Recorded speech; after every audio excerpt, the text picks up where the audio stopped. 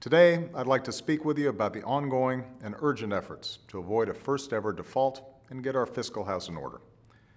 Republicans in the House of Representatives just spent precious days trying to pass a plan that a majority of Republicans and Democrats in the Senate had already said they wouldn't vote for. It's a plan that wouldn't solve our fiscal problems, but would force us to relive this crisis in just a few short months. It would hold our economy captive to Washington politics once again. If anything, the past few weeks have demonstrated that's not acceptable. Any solution to avoid default must be bipartisan. It must have the support of both parties that were sent here to represent the American people, not just one faction of one party. There are multiple ways to resolve this problem.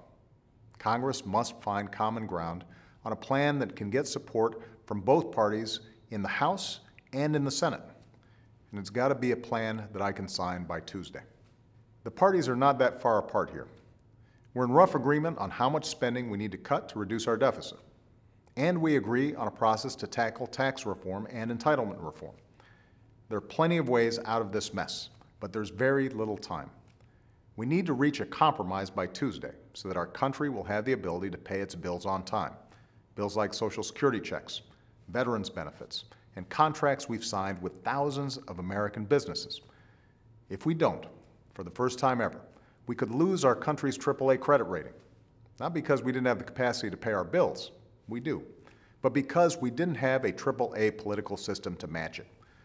And make no mistake, for those who reflexively oppose tax increases on anybody, a lower credit rating could be a tax increase on everybody.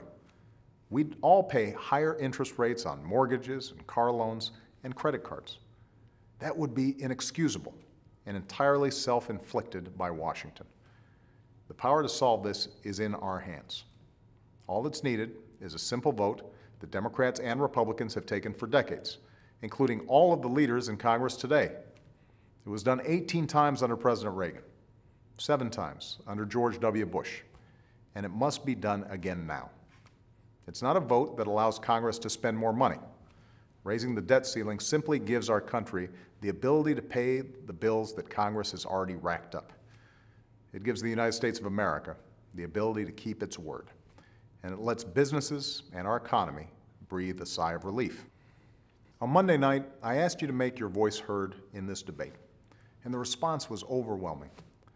One of the emails we received was from a woman named Kelly Smith, who wanted to send this message to Washington. "I keep my home clean," Kelly wrote. "I work hard at a full-time job, give my parents any money as I can so they can afford their medications. I pay my bills, and by all appearances, I'm a responsible person. All I'm asking is that you be responsible. I have my house in order, and all I'm asking is that you get yours the same way." Here in Washington, we need to get our house in order. And I have to say, Democrats in Congress and some Senate Republicans have been listening and have shown themselves willing to make compromises to solve this crisis. Now all of us, including Republicans in the House of Representatives, need to demonstrate the same kind of responsibility that the American people show every day. The time for putting party first is over. The time for compromise on behalf of the American people is now. Thank you.